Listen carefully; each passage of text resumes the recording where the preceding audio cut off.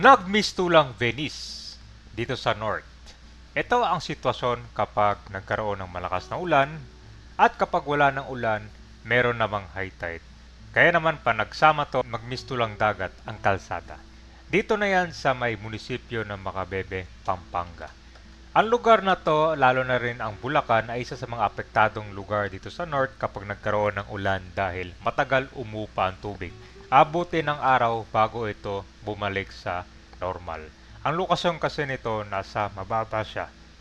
So nagmistulang catch basin. Lahat ng ulan na bumabagsak sa mga matataas na lugar tulad ng Nueva Ecija, Tarlac, Bulacan at ilang hilagang bahagi ng Pampanga ay dumadaloy pababa patungong Macabebe bago makalabas ito sa Manila Bay. So ngayon, ito yung next part nito sa munisipyo.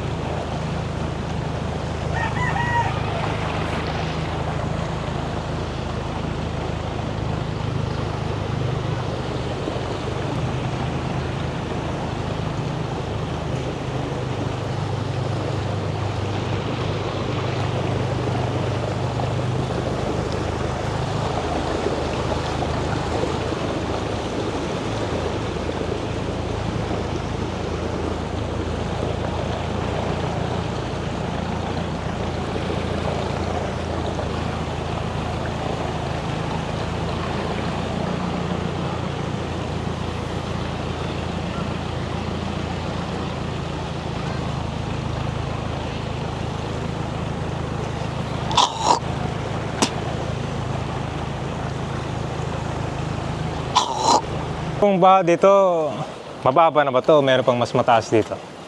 Ngayon, ganyan na lang yan. Kasi ibang lugar, mataas. Ulan, hanggang saan dito yung baha? Ganyan lang. Ganito lang. Hindi na, Isang taong ganyan lang. hindi na to tataas kung may bagyo pa. Parang kuha na to. Kaya kung mismo po, Eh. Sige na, ya. kanya po. Yan guys, so San Gabriel. At papunta na tayo ng Kabayan. Doon sa may munisipyo ng Macabebe. Mas mataas pala yung baha ngayon. Kasi dito Kabayan, yung pinakabungan dito dati, tuhod lang. Pero ngayon, umaabot siya hanggang bewang. Malapit na sa singit. So, kaunti na lang yung mga tricycle dito. Karamihan, mga kuwan na lang to. Mga bangka.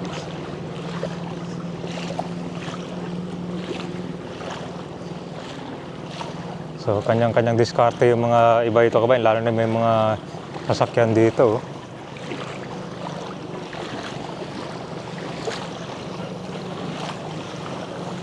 Yan. So karamihan kasi mga bangka dito guys, papunta sa kabilang barangay.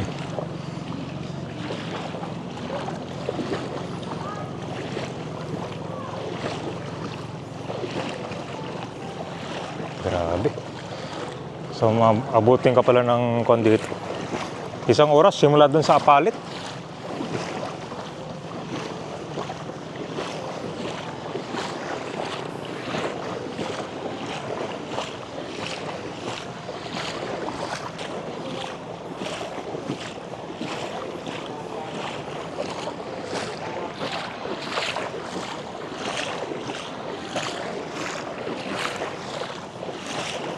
Barangay, ano to, San Miguel pala.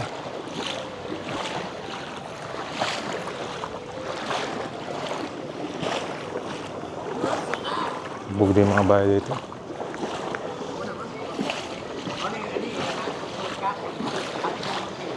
Ano yan, sir? Bukas pa rin yan? Ah, sarado pala. Eh, nagtatagay kaya? Oo, tagay mo na. Bukas yung mga ibang tindahan dito, guys. Ito.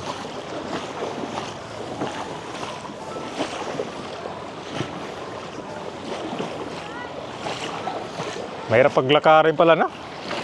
Kasi may tubig, oh. Para ka nagka-cardio exercise dito, ah.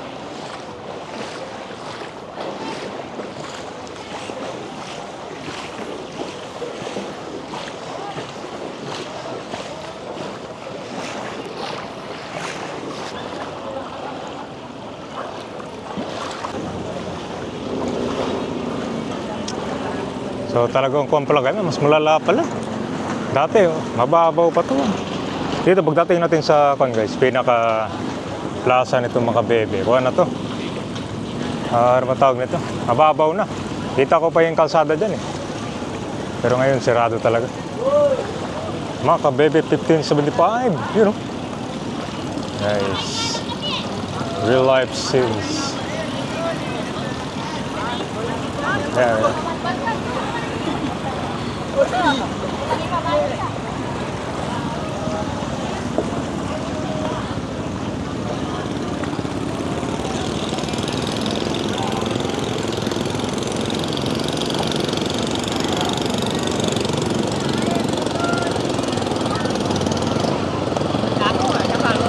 Tatay!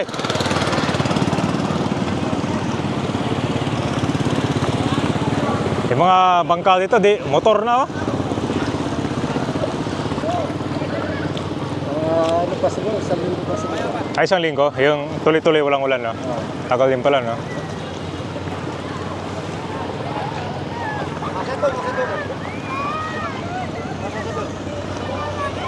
Isang linggo daw. Yun, pag walang ulan na. Pag mayroong ulan dyan, ulit ka ulit from day 1. 1575. Yan na, guys. Pati harap ng munisipyo. Ito na yung kailangan mo dito eh. Ano yun eh?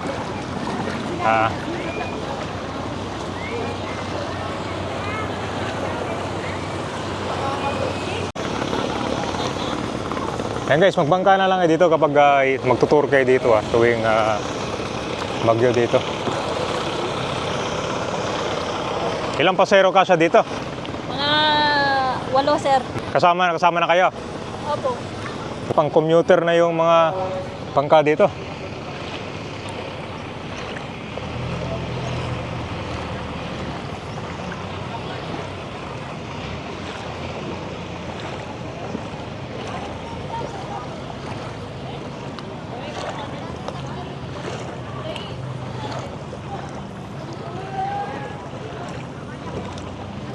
Dito yung waiting area to eh. Parang pilahan to ng mga tricycle tsaka mga motor.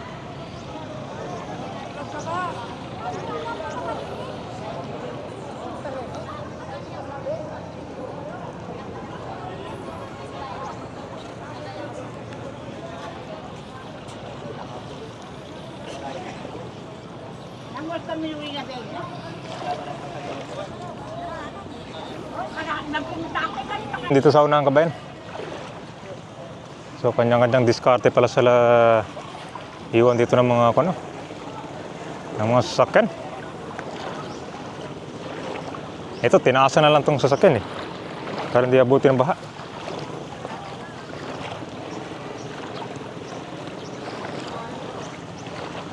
Hanggang saan yung kuhin kaya? Hanggang tuhod din dyan? Mataas na lang. So ito, hindi mo na malabas to. Antayin mo na lang upa yung tubig kaunti. Walang mayaman, walang mahirap sa tubig ngayon.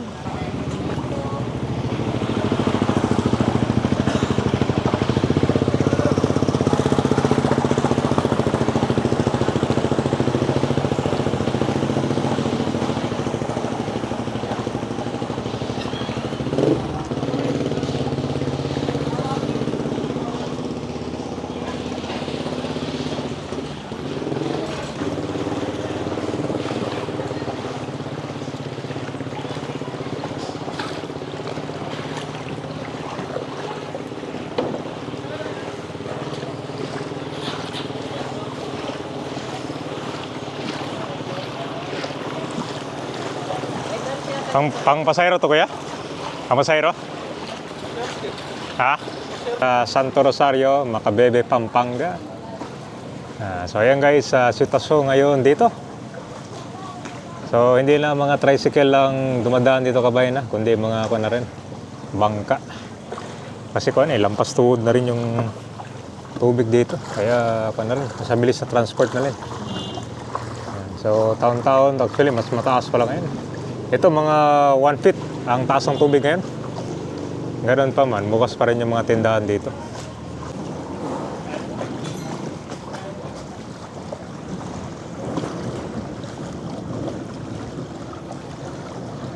Kahit pala, ito ilang beses ang tinasan yung bahay. Oh. Tinan mo naman. Oh. First floor. Siguro, kabay, mga kuha na to, mga 5 feet na yung taas. Yan.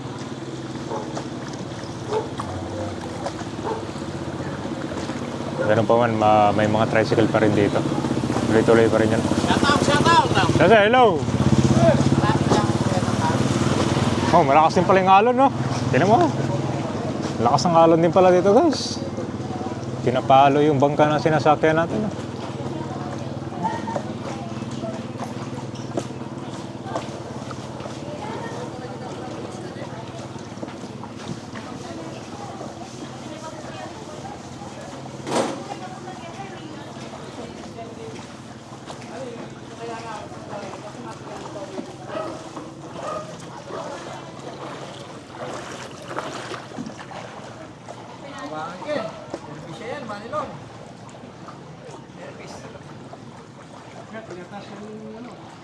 Ganyan kataas pala.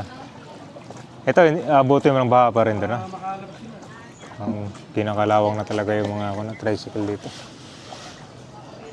Ito, tinasa lang to, sir, na. Oo.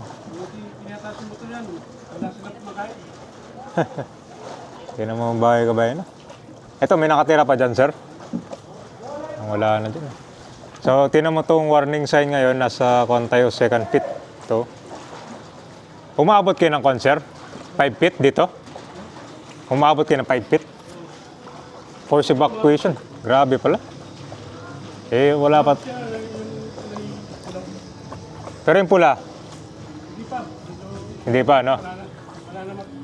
Wala na matutuloy yung paglima, no?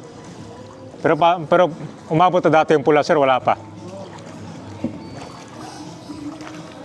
Kahit pala malalaking bahay, sir, inabutan din pala, no? Mga bahay, no? Kahit malalaking bahay.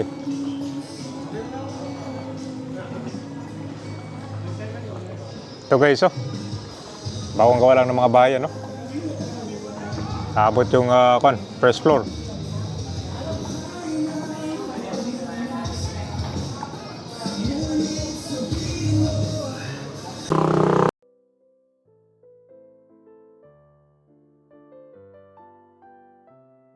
Sa may San Gabriel, doon sa may Apalit, hanggang dito sa Macabebe. Itong kalsada na to ay lubog. Pero may mga ilang area naman dito tulad ng sa mga tulay, mataas siya, hindi siya inabutan ng baha. Pero ayan, halos sa itong tubig na to, mga kanya natitira. Kumbaga naipon. Sa pag high tide, mataas talagang tubig kaya pumapasok na dito sa kalsada.